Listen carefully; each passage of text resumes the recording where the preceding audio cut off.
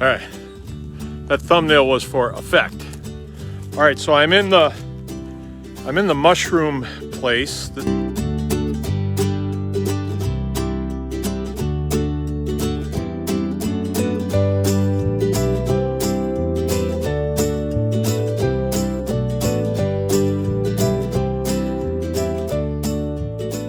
This is where I do mushrooms, right down in front. This is down by the road, and there's a bunch of pines here, so it's fairly, you know, you got a fairly good canopy here in the summertime, so it's shaded, and that's kind of what you want for mushrooms. If you don't have shade, you're going to need way more moisture. And if you're running just a homestead operation like we are, just for fun really, and you know, for the table, you forget. And if you're in an area that's like this, that's protected from direct sun, it's not as critical if you forget, right? So in an area like this, the rain can still get down through here. As a matter of fact, it seems to collect. You know, you get more. It seems like you get more rain under here. The whole area is just, well, that couldn't be, right? I mean, rain falls evenly every place, but it seems like it funnels it down. It seems like, anyway.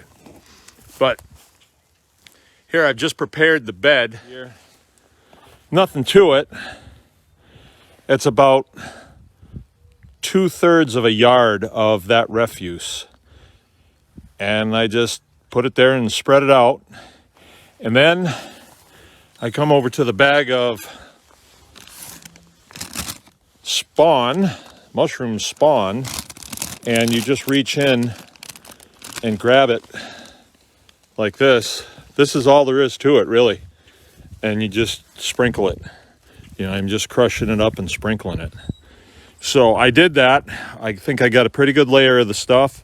And what I'm going to do now is I'm going to go back and fill the loader with straw, with nice wet straw from also refuse. Because what I do in the wintertime, I'll put a bale out, leave it on end, and then cover it with plastic, and I leave it sitting on a pallet. So a round bale sitting on a pallet on end, and then I can unwrap it, you know, as I need it. And I put it up in an area and usually leave a pitchfork right in it. And that way, when I need to bed this one or that one, I can just do it right from there. So there's quite a bit of refuse up there from that, and it's all wet, so it's not really good for bedding at all. So I'll bring it down and I will cover this with that straw, and then I'll put another layer of mycelium down on it, or spawn, and then I'll collect up some more of this sawdust. This is hardwood sawdust, so I'll collect up some more of it and I'll put that over it. So I'm sandwiching, you know, layer and layer. And the idea is the mushrooms utilize this refuse to grow, right? So they're fungi, and they're going to utilize this to grow, right? So instead of just throwing it on the compost pile, which would be good, I'm actually going to get some mushrooms out of it. And I've got it, about 6 by 8 here. It's in sort of a, you know, kind of a circle, not exactly. Hey, that's my glove. Oh, that's the fun of having puppies. Took my glove. She's down here helping me.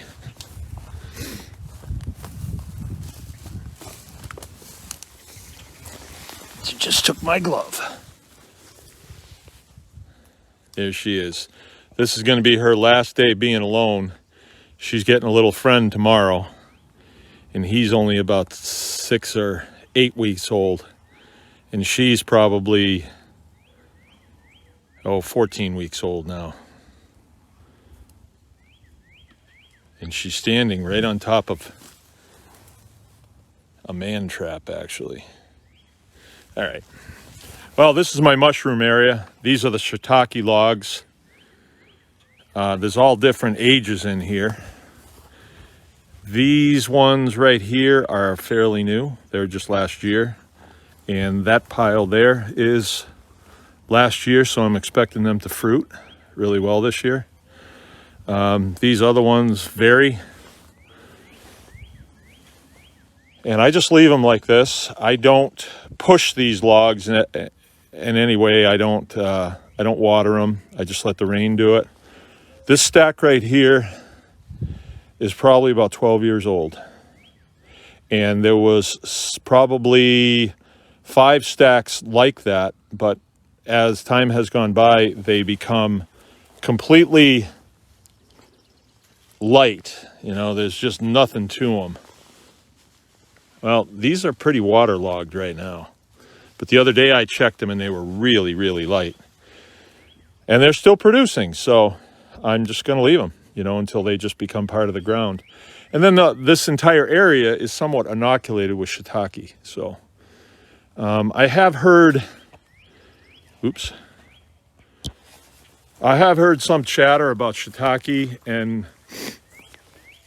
and pine that was not favorable, but I heard that after I set it up here. And, you know, maybe it would be better someplace else, but it's adequate here. You know, I get enough, more than enough mushrooms than I need out of this.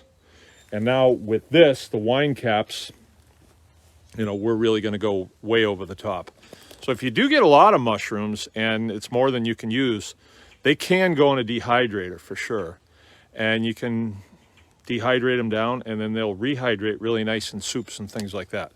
So you can't produce too many of them. You can't. Okay.